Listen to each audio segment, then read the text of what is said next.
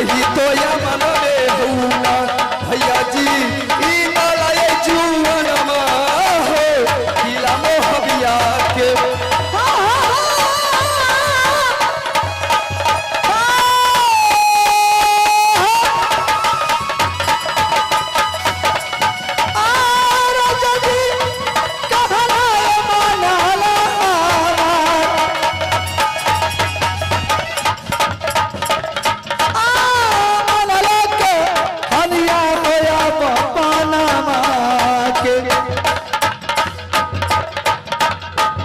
तोहरे का रलवा लटनिया बनलौया तोहरे का रलवा लटनिया बनलौया कलिया घुमावा पनामा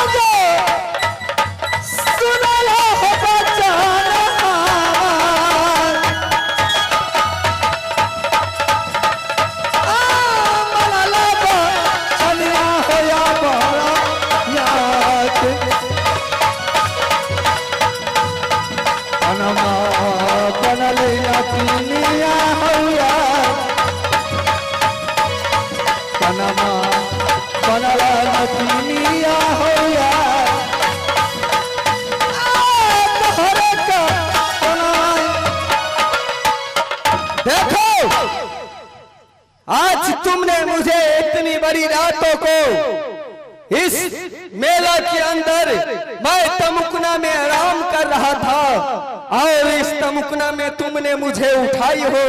आखिर बात क्या है? ना मुझे तुमसे कोई जान ना पहचान।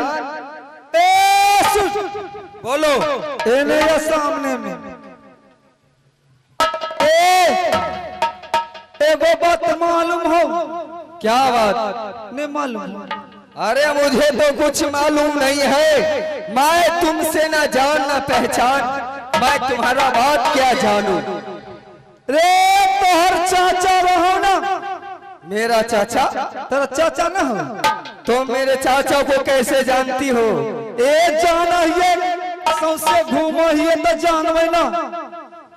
अच्छा गांव गांव घूमो ही तो ना जान। तुम मेरे चाचा जी को कैसे जानती हो? जो गांव गांव तुम घूमती हो वो अलग की बात है। मेरे चाचा जी अभी गया हुआ है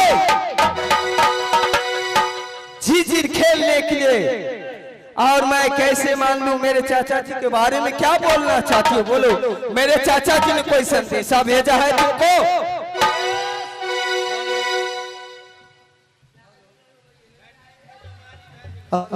हेलो हेलो ठीक।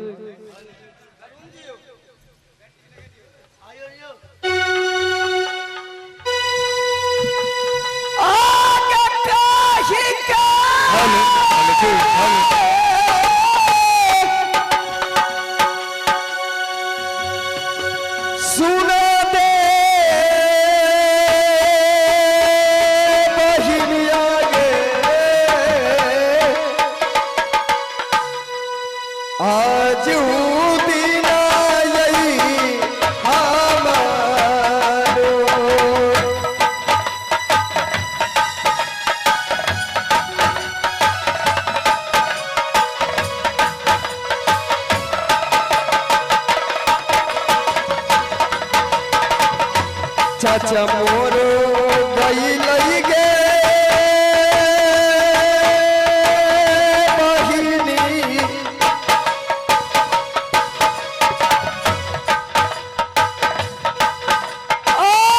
चाचा मारो गई लई बहिना गे जीजा राई खेलैले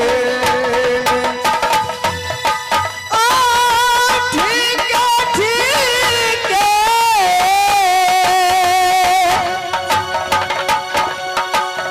हाला राजा जी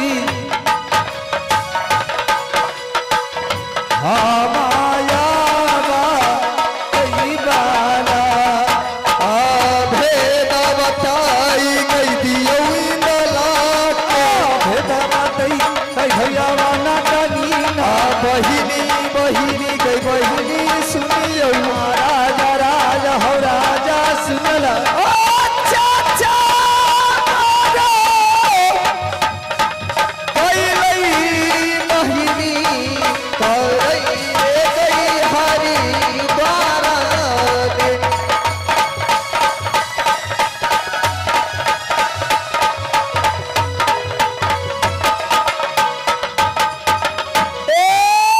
मालिक बोलो बहन ए हम हो गेल रे गंगा हरद्वार जी जी खेले रहे ना ओहे हम हो गेल रही ये अंगूठी चीना ही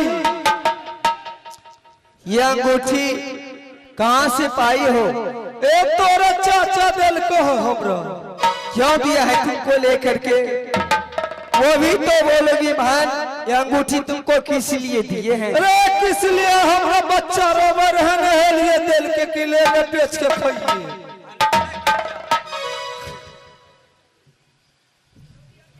हे भगवान हे माँ दुर्गा ये तो मेरे चाचा जी का अंगूठी है ना जाने मेरे चाचा जी गए गंगा हरिद्वार में झिझी खेलने के लिए क्या हुआ नहीं हुआ अभी तक लौट के नहीं आए हैं और मैं अपने चाचा जी का अंगूठी देख रहा हूँ हे भगवान ए कुछ ना होला कुछ ना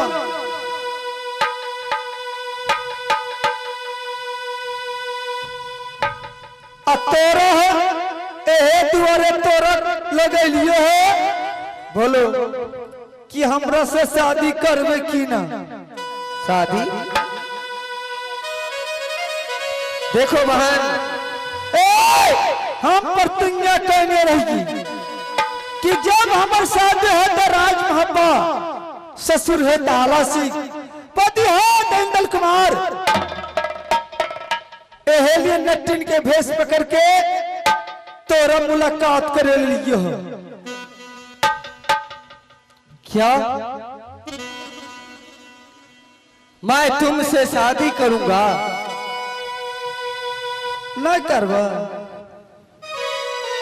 ये तो कभी हो नहीं सकता है मैं जात का एक छत्री हूँ और तुम एक जात का नटिन हो मैं तुम्हारे साथ कभी भी शादी नहीं कर सकता हूँ ए ना करबे ना तो तोरा हम अभी सुगा बना के ले जेबू आगे रही रही